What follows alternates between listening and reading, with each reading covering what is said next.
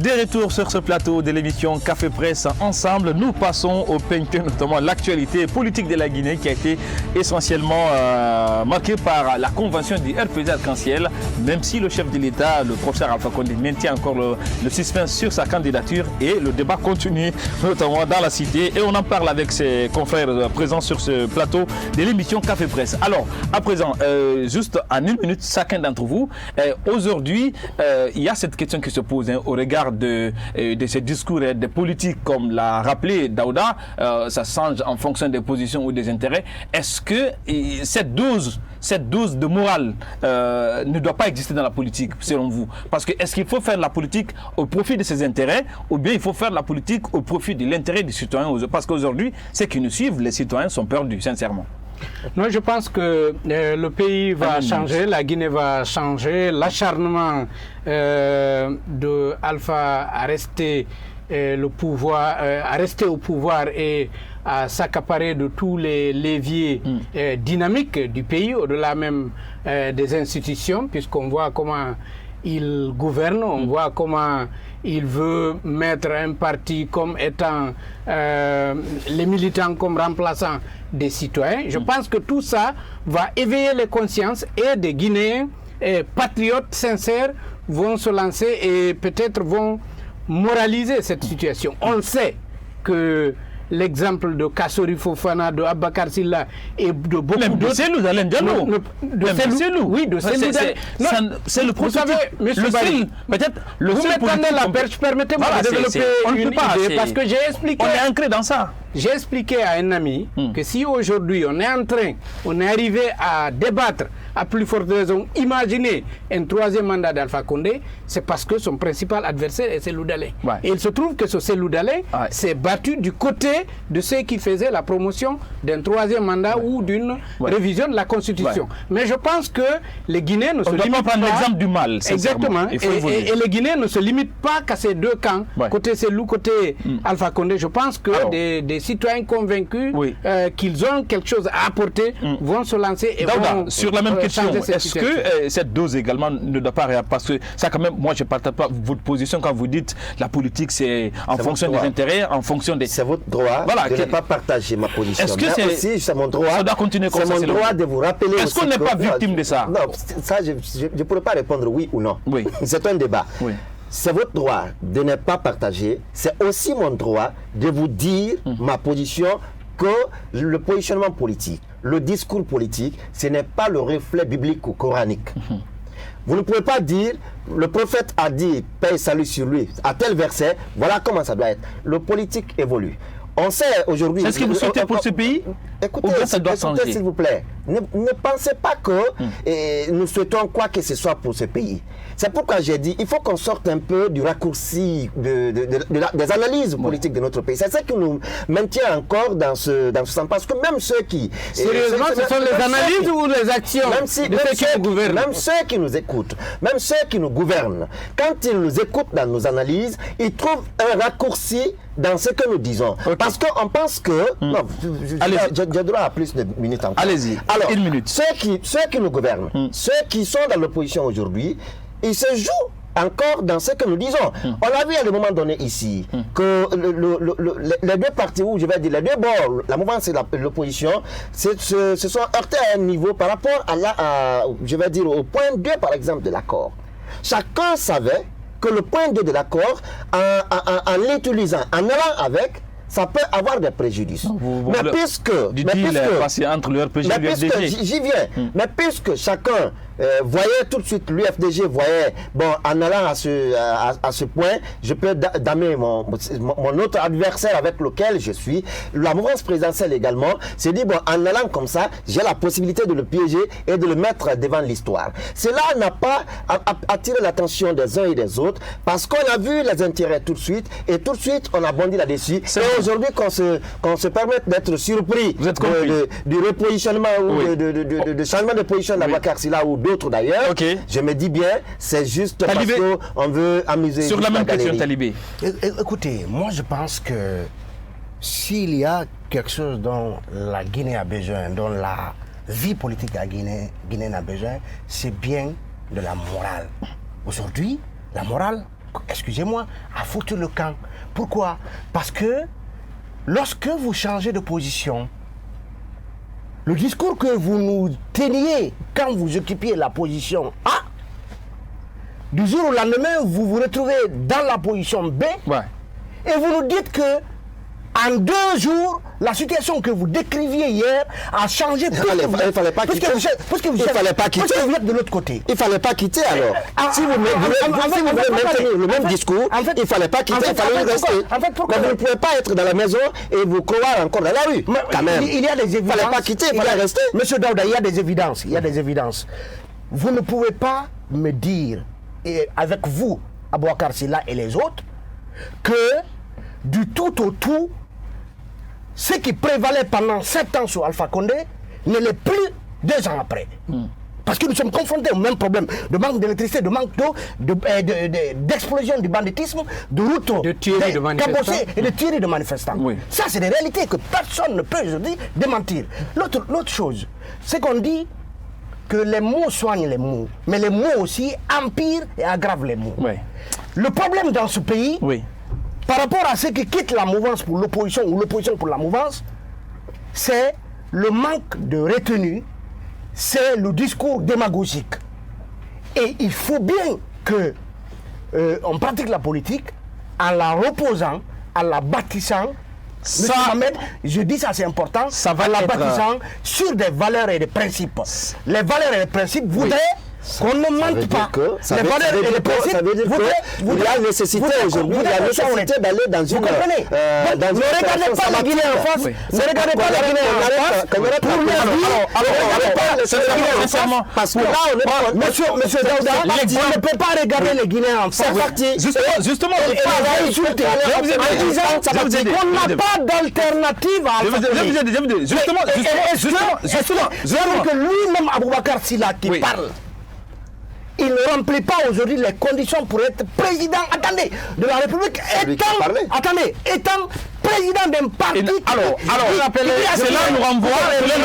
Je pense que, si vous permettez, on est un peu le discours doit être assaini. Le discours doit être assaini. Ce débat sur la moralité de nos hommes politiques nous renvoie automatiquement sur le discours du PM. Lors de la convention du RPG Arc-en-Ciel, moi quand même, j'ai vu un discours presque Kassory Fofana a dressé une couronne pour Alpha Condé en parlant de son bilan. Il parle de la construction de plus de 200 hôpitaux en Guinée, d'une capacité énergétique de plus de 10 000 mégawatts, de la création de plus de 50 000 emplois directs et indirects. Est-ce que nous, Baldé, on parle de la Guinée que nous connaissons ou bien c'est la Guinée virtuelle qui est sur maquette dont disposerait Alpha Condé? Que dites-vous notamment de ce discours du PM en 2 minutes? Je dois juste rappeler que peut-être certains ont écouté un leader politique parler de Kassory Fofana quand il partait à la mouvance présidentielle. Et quand on a parlé de moraliser la vie politique, c'est un peu l'exemple de Kassory, de Aboubacar Sylla, de Makanera et de toute cette racaille dans la politique. Parce que ce n'est pas normal de laisser des hommes et des femmes qui se moquent de ce qu'on appelle morale, dignité et honnêteté parler de nous et faire croire que eux, ils nous représentent. C'est ce qui m'envoie ce discours du PM. Le Premier ministre dont on parle. 200 000 emplois créés, 200 hôpitaux construits, 50 000 emplois directs et indirects créés, on parle de 10 000 mégawatts. Vous oubliez qu'il a précisé... Acheter du courant du côté de la Côte d'Ivoire. Qu'il a précisé qu'ils vont désormais électrifier toute la Guinée. Kassory a annoncé... 2010, c'est ce qu'on a promis. Malgré la mort des Chinois. Effectivement. Qu'est-ce que ça vous inspire tout ça en 2 minutes nous? Non, je pense que malheureusement nous marchons à reculons. En République de Guinée, c'est exactement le même discours qu'on tenait en 2001. Moi, j'ai commencé le journalisme en 2001, quand on changeait la constitution. Donc, je l'ai vécu, je l'ai suivi, et c'est exactement ce qu'on disait de Lansana Conté. Que sans Lansana Conté, le risque était... Vous savez que Alpha Condé était toujours présenté comme un rebelle par la RTG. la RTG aujourd'hui qui nous parle. Non, mais quand même, ça fait mal aux Guinéens d'entendre qu'on nous dit la construction de 200 hôpitaux. Ce qui veut dire chaque préfecture au moins, on a eu plus de 3 hôpitaux ou 4 hôpitaux. C'est une évidence qui heurte la sensibilité des gens. Écoutez, c'est bien d'être heurté, c'est bien que la sensibilité soit heurtée. Vous et moi sommes des journalistes. Oui. Kassori a présenté une maquette, comme vous l'avez dit d'ailleurs, de la Guinée aujourd'hui avec Alpha Condé. Est-ce qu'il ne nous revient pas, vous et moi, d'aller sur le chemin de savoir où sont les 200 hôpitaux, 200 000 ou 200 000? Mais on sait que ça n'existe pas. Non,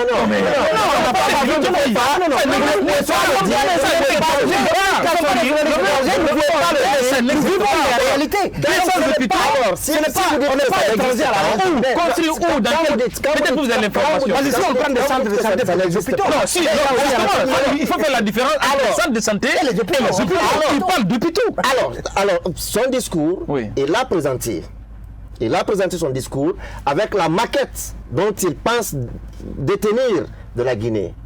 Alors, présentons qu'il y a bien une différence entre un centre de santé et un hôpital. Mais c'est qu'on est en train de quand vous dites à un paysan, on est en train de rappeler qu'un centre de santé n'est pas un paysan qui quitte chez lui pour aller prendre des soins, il vous dira je vais à l'hôpital. Non mais quand même, quand c'est un politique parle des réalisations, quand c'est un du gouvernement, et il ne doit pas parler comme il a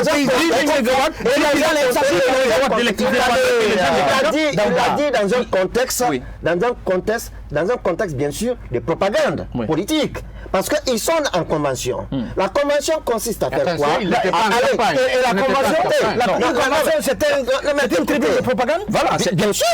Bien sûr. Est-ce que vous mesurez la teneur de Je mesure bien la teneur. Je mesure bien la teneur.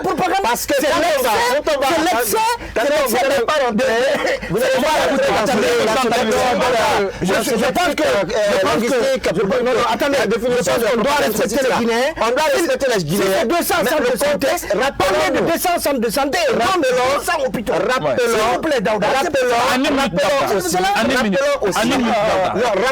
Rappelons aussi le contexte du discours. Oui. On ne peut pas prendre le discours, le sortir de son contexte et vouloir le mettre à un niveau. Qu'est-ce que vous retirez de ce discours? Il s'agit de la convention. Qu'est-ce que vous retirez de ce discours? Et non la politique générale du gouvernement. Qu'est-ce que vous retenez de ce discours? La politique générale du gouvernement, elle est présentée pas quand même sur une tribune d'une convention d'un parti politique. Alors, qu'est-ce que vous retenez de ce discours, vous? Qu'est-ce que vous voulez que je retienne? Oui. Vous avez placé le discours, il était long. Ouais. Il a présenté sous forme de propagande, je le dis encore, sous forme de propagande, parce que moi j'analyse le discours en fonction du contexte. Parce que Kassori qui est passé devant l'Assemblée nationale pour présenter la politique générale du gouvernement, ce n'est pas le parce que là, il faut dire c'est que nous sommes des journalistes. Nous, on dit que les faits sont sacrés. Parler d'hôpitaux construits, c'est des faits. Et je l'ai dit en peut-être qu'on peut être emphatique dans le discours. On peut utiliser dans son contexte. Dans le discours, les faits sont sacrés. On va s'écouter. En une minute. L'emphase, c'est le Parlement. Je n'ai dit nulle part ici. Non, mais tous ces discours-là, c'est pour justifier le troisième mandat d'Alpha Condé. Ça fait moins 30 secondes. Tous ces discours, c'est pour justifier le troisième mandat d'Alpha Condé. N'oubliez pas également. C'est ce que je suis en train de dire. Les faits, Talibé l'a rappelé tout à l'heure, les faits sont sacrés. Le contexte du discours, ce n'est quand même pas qu'on dénature les faits. Qu'on parle de centre de santé. Non, on va nous terminer, sinon, on va prendre du temps. Moi, je n'ai pas dit. En une minute, je n'ai pas dit que tout ce que Kassori a dit sur les 200, je ne peux pas dire un mot, les 200 hôpitaux que Kassori a annoncé, ou d'ailleurs qu'il a présenté sur son papier, que ça existe. Je ne l'ai pas dit. Mais vous voulez qu'on aille au-delà pour vérifier sur le terrain? Effectivement. Mais c'est vérifié. On est des journalistes. Je l'ai dit tout à l'heure. Je dis, quand vous dites à un paysan, pour aller se soigner, il dira je vais à l'hôpital. Merci. Il ne dira pas que je vais au centre de santé. Il vous dira je vais à l'hôpital. Ouais. Et la communication était adressée dans ce contexte de propagande. Et j'y insiste parce que c'était sur la tribune d'une convention d'un parti politique qui veut justifier. Est-ce qu'une forfaiture qui veut justifier son engagement dans une dynamique. Ouais. Merci. Alors, Talibé Bari, justement sur le même discours, parce que quand même... Sur le même discours, attendez. Il y a eu assez d'informations. On parle de 10 000 mégawatts. D'accord. C'est la création de plus de 50 000 emplois indirects et directs. Voilà. Écoutez, c'est 200 hôpitaux qui se rajoutent à cela. Moi, je note que... Et nous, journalistes, nous avons l'honnêteté aujourd'hui de l'admettre. Ouais. On ne peut pas dire qu'Alpha n'a rien fait, comme le dirait un opposant hurly-burly qui n'est pas content et qui laisse éclater sa colère. Ouais. On ne peut pas dire qu'Alpha n'a rien fait. On ne peut pas dire qu'Alpha n'a pas de bilan. Si vous prenez le secteur énergétique, on a Ikaleta, Soapit est en construction, Amaria est en route. Personne ne peut le nier. Vous comprenez? Aujourd'hui, je ne suis pas de ceux qui passent l'éponge sur le bilan de Alpha Condé pour le présenter, il y a des acquis, pour le présenter tout en noir. Oui. Ce que moi je ne comprends pas, que je ne cautionne pas, c'est que Alpha a beau avoir le meilleur bilan, jamais obtenu en Guinée ou ailleurs par un chef d'État, Alpha Condé n'a pas droit à un troisième mandat. Parce que le discours tel qu'il a été présenté, l'emphase qui a... Je crois que... Attendez, je ne veux pas parler, au-delà de la question. Je parle du contexte. Il va au-delà de la question. Restons sur le discours. Il va au-delà de la question. Non, monsieur, vous parlez... Restons sur le discours. Malheureusement, vous avez compris qu'on parce que là, c'est la pause qui s'appelle. Monsieur Daouda, ce n'est pas... Vous ne m'apprendrez pas comment on noie ou on ne noie pas le poisson. Vous avez parlé du contexte. Le contexte, c'est une convention. Une convention pour désigner Alpha comme candidat à un troisième mandat. Acceptez que moi aussi... Il faut bien avoir les éléments justificatifs. Attendez que moi aussi, je place ce discours dans le même contexte.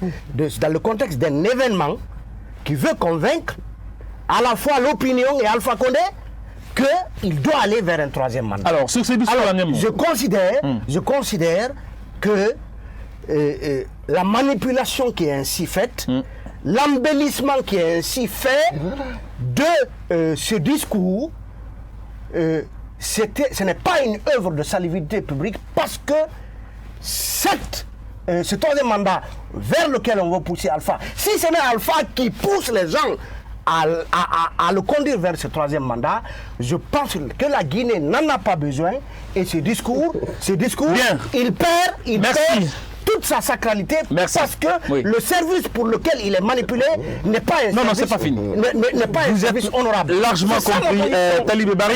Alors, il faut rappeler que nous aurons également une dernière tranche, mais vous l'avez compris, chers téléspectateurs, que le débat reste ouvert sur ce plateau, notamment sur la gestion et pourquoi pas ces discours notamment tenus, plus particulièrement celui du Premier ministre. Mais vous restez avec nous sur la télé du 21e siècle, car on revient juste après ça.